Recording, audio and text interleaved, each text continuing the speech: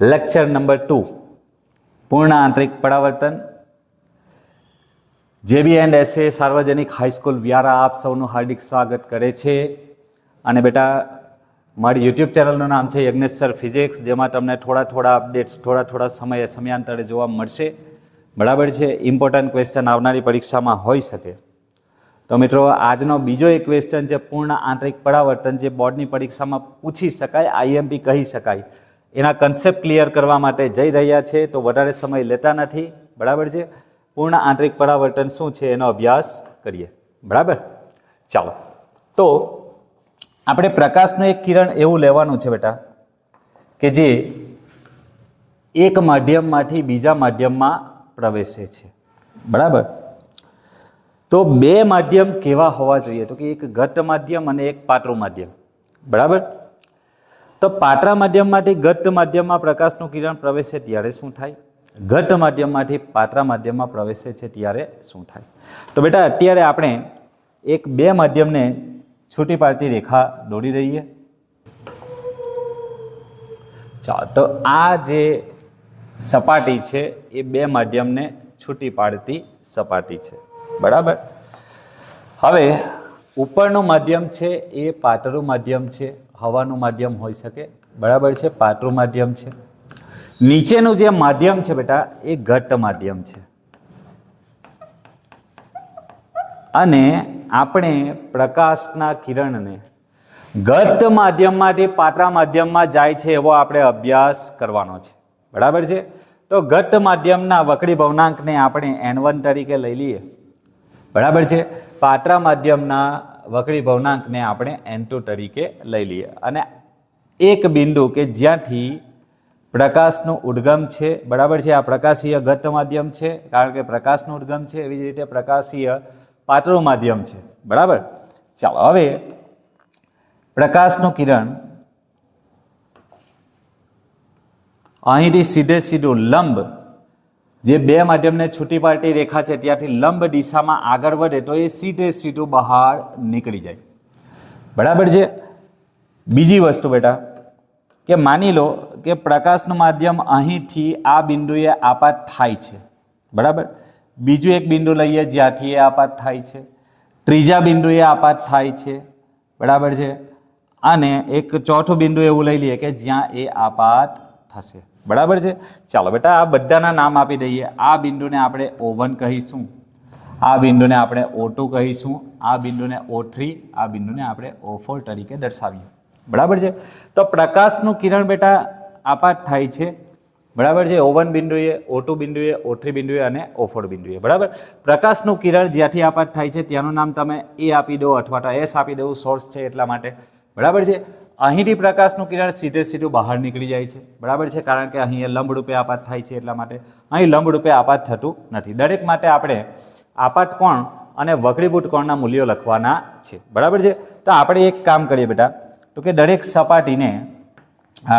સપાટીને લંબ રેખા દોરી દઈએ.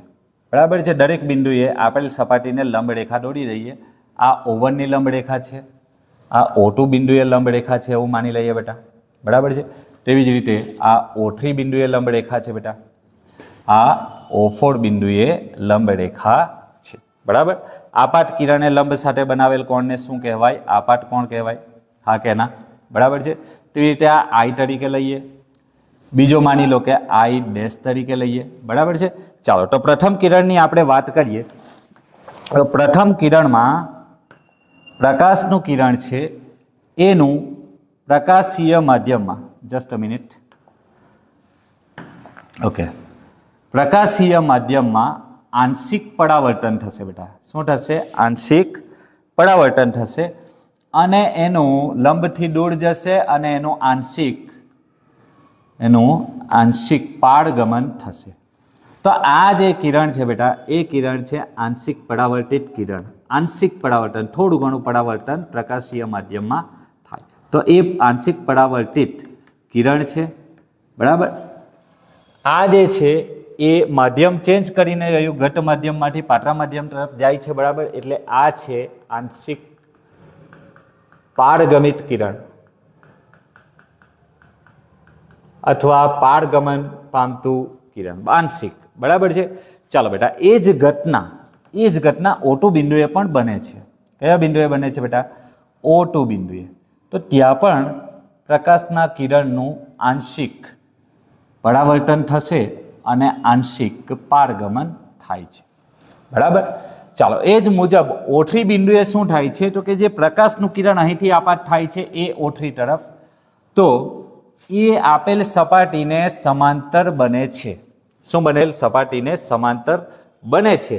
અને O4 આગળ પ્રકાશનું કિરણ સંપૂર્ણ N1 માધ્યમમાંથી આપેલ સપાટીએ આપાત થઈ એ પ્રકાશનું કિરણ ફરીથી તે જ માધ્યમમાં પાછું પરાવર્તન પામે છે. એટલે કે આપણું જે પૂર્ણ આંતરિક પરાવર્તિત કિરણ છે એ આ છે. આ કિરણ છે પૂર્ણ આંતરિક પરાવર્તન. શું છે બેટા? પૂર્ણ આંતરિક પરાવર્તન, બરાબર છે. ચાલો, તો આનું નામ આપી દે. જો AO1 આપાત કિરણ છે, બરાબર છે. O1 આનું નામ આપી દઈએ, કોઈ પણ આપવું હોય તો આપી દો, બરાબર. O1A', બરાબર છે, એ આંશિક પરાવર્તિત કિરણ છે. જ્યારે A1 એ આંશિક પારગમિત કિરણ છે, એટલે કે એનું બીજા માધ્યમમાં આંશિક પારગમન થાય છે, બરાબર. ચાલો, એના માટે આપાત કોણ કેટલો છે લંબ સાથે? તો કે I છે. તો આ શું થવાનો? એનો પરાવર્તિત કિરણ વક્રીભૂત કોણ થશે બેટા? તો વક્રીભૂત કોણ થશે એનો R, બરાબર છે. તેવી રીતે બીજા માટે I1 છે, I' છે. તો આના માટે શું આવવાનું બેટા? R', બરાબર.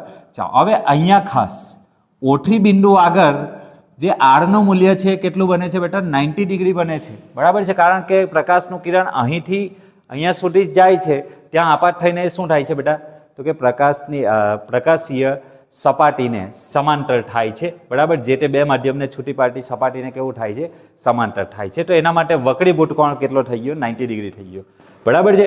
તો હું એવું કહી શકું બેટા કે અહીં આપાત કોણનું મૂલ્ય ધીમે ધીમે વધે છે, બરાબર છે. એટલે કે આપાત કોણના મૂલ્ય વધે છે. અહીંયા R બરાબર 90 ડિગ્રી થાય છે, બરાબર છે. તેમ તેમ વક્રીભૂત કોણના મૂલ્યો પણ કેવા થાય છે બેટા? વધે છે. અને 90 ડિગ્રી પછી વક્રીભૂત કોણનું કોઈ મૂલ્ય મળતું નથી. અને એનું કારણ છે કારણ કે પ્રકાશનું કિરણ હવેથી બહાર નહીં જશે, પરંતુ ક્યાં પ્રવેશશે? જે તે માધ્યમમાં જ પાછું ફરશે, બરાબર છે.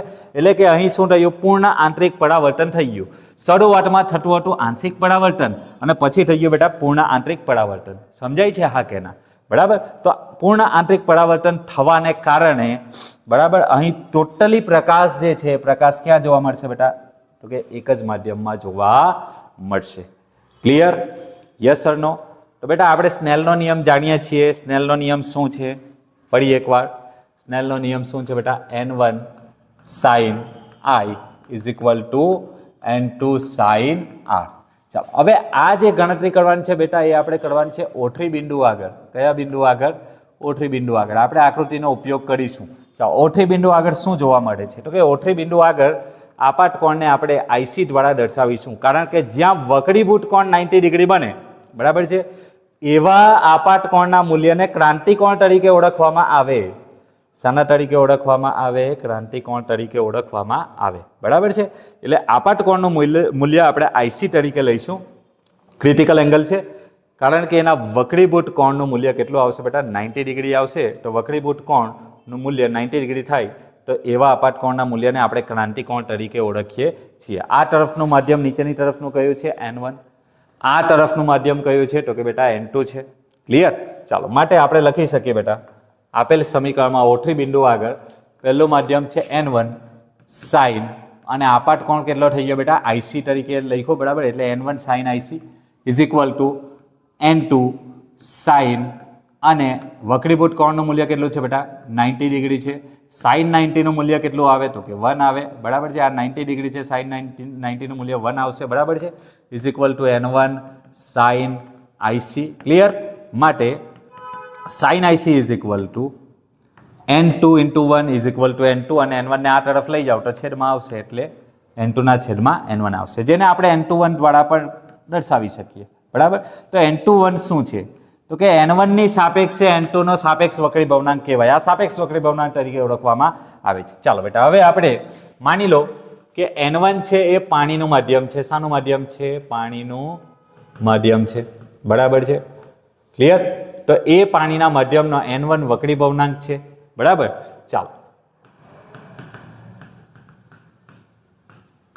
એ જ મુજબ જે N2 છે એ હવાનું માધ્યમ છે, તો હવાનો વક્રી ભવનાંક કેટલો આવે બેટા? હવાનો વક્રી ભવનાંક આવશે, એ આવશે 1, બરાબર. ચાલો, તો એનો મતલબ કે N2 નું મૂલ્ય કેટલું થયું? 1.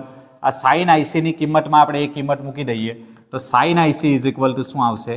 N2 ની કિંમત કેટલી આવશે બેટા? 1 આવી. N2 ની કિંમત કેટલી આવશે? 1 ડિવાઈડ બાય N1 ની કિંમત જે છે એને N તરીકે લઈ લઈએ તો સાઇન આઈસી ની વેલ્યુ કેટલી મળશે? તો કે 1/n મળશે. ક્લિયર? તો આટલી થિયરીના કન્સેપ્ટ છે. હવે બેટા તમે એક્ઝામમાં થિયરી કેવી રીતે લખવાની, બરાબર. તો શરૂઆતમાં આકૃતિ આપણે દોરી દેવાની છે આ મુજબની, બરાબર. આકૃતિમાં દર્શાવ્યા મુજબ ઉદ્ગમ એ માંથી અથવા તો ઉદ્ગમ એસ માંથી આપાત થતા કિરણો દર્શાવેલા છે, બરાબર. અને તે મુજબ આંશિક વક્રીભવન, આંશિક પારગમન પામતા કિરણ, આંશિક પરાવર્તિત થતા કિરણો દર્શાવેલા છે, બરાબર છે. જેમાંના કેટલા બિંદુ માટેની ગણતરી કરવાની છે? 1, 2, 3, 4, 5, બરાબર છે. તો લખી દેવાનું બેટા, એ માંથી જે પ્રકાશનું કિરણ સપાટી પર આપાત થાય એ 90 ડિગ્રી આપાત થાય છે, માટે સીધું પારગમિત થઈ જશે. ક્લિયર? ચાલો, બીજી વસ્તુ બેટા, O1 બિંદુ એ આપાત કોણ I, બરાબર. અને એના માટે આંશિક પરાવર્તિત કિરણ O1 A ડેશ મળે છે, બરાબર છે. અને O1 A1 એ શું છે? આંશિક પારગમિત કિરણ છે, આંશિક પારગમન પામતું કિરણ છે, બરાબર. ચાલો, એ જ રીતે O2 બિંદુએ આપાત કોણ I ડેશ છે, એના માટે આંશિક પરાવર્તન પામતું કિરણ, બરાબર છે, એનું નામ આપી દેવું O2 A ડબલ ડેશ, બરાબર. અને O2 A2 એ આપણું કયું થવાનું બેટા? આંશિક પારગમિત કિરણ થવાનું, બરાબર. O3 બિંદુ એક એવું બિંદુ છે કે જ્યાં આપાત કોણના મૂલ્ય માટે વક્રીભૂત કોણ કેટલો મળે છે? 90 મળે છે. એવા આપાત કોણના મૂલ્યને આપણે ક્રાંતિકોણ તરીકે ઓળખીએ છીએ, બરાબર. અને ત્યાર પછીના દરેક મૂલ્ય માટે કોણનું મૂલ્ય IC કરતાં વધારે હોય તો તેવા દરેક મૂલ્ય માટે પ્રકાશના કિરણોનું શું થાય? પૂર્ણ આંતરિક પરાવર્તન થાય. અને એ પહેલાના જે આ કિરણો છે એ આપાત કોણનું મૂલ્ય ક્રાંતિકોણ કરતાં કેવું હશે? ઓછું હશે. તમે જો અહીંયા જે આપાત કોણ છે એનું મૂલ્ય ધીમે ધીમે વધે છે બેટા? હા કે ના? વધે છે, બરાબર છે. હજુ પણ વધશે, હજુ આગળ જશો તો વધશે, બરાબર છે. એટલે આપાત કોણનું મૂલ્ય IC કરતાં વધારે હોય તો પૂર્ણ આંતરિક પરાવર્તન થાય, અને IC કરતાં ઓછું હોય તો એનું આંશિક પરાવર્તન થાય. સમજ પડી ગઈ? બરાબર. I is less than IC, એટલે કે આપાત કોણનું મૂલ્ય IC કરતાં ઓછું હોય ત્યારે. ક્લિયર? તો આશા રાખું છું કે આજનો વિડીયો તમને સમજમાં આવ્યો હશે બેટા. અને આવા તમારે કોઈ પણ વિદ્યાર્થીને કોઈક થિયરીમાં પ્રોબ્લેમ હોય તો નેક્સ્ટ થિયરી આપણે એ જ રાખીશું બેટા. જો તમારે કોઈ થિયરી કરવી હોય તો તમે કમેન્ટ કરી શકો, બરાબર છે. એ પહેલાં 2 ગુણ અને 3 ગુણના દાખલાના વિડીયો લગભગ મેં અપલોડ કરેલા જ છે, તમારે જોવું હોય તો જોઈ શકો, બરાબર છે. અને બીજા વિદ્યાર્થીઓ સાથે શેર કરો જેથી એમને પણ આ થિયરીનો લાભ મળે, બરાબર છે. અને એ કેવી રીતે લખી શકે પરીક્ષામાં એ પણ આપણે સમજાવ્યું છે, બરાબર. તો મળીએ નેક્સ્ટ વિડીયોમાં. Thank you. જય હિન્દ, જય ભારત.